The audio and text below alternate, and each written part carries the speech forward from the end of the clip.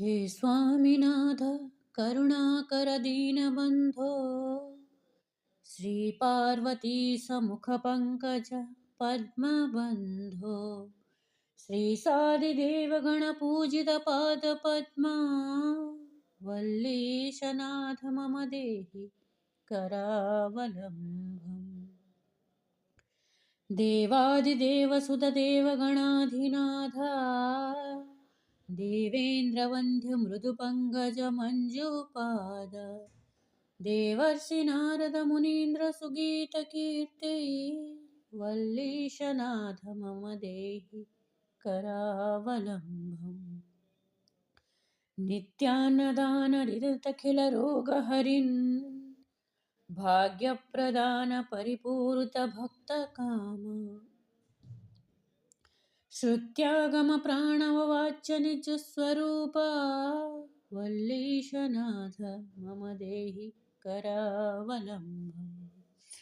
क्रौञ्चासुरेन्द्रपरिखण्डनशक्तिशूला चापादिशास्त्रपरिमण्डितदिव्यपाणि श्रीकुण्डलीसधृततुण्डशिखीन्द्रवाहा वल्लीशनाथ मम देहि करावलम्बम्।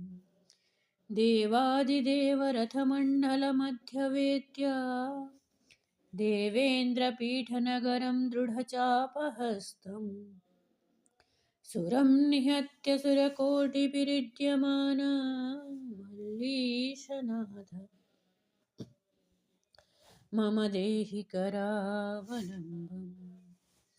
हारादिरत्नमणियुक्तकिरीटहारा केयूरकुण्डललसत्कवाचाभिराम हे विरतारकजयमारवृन्दावन्ध्या वल्लीशनाथ मम देहि करावलम्बम्।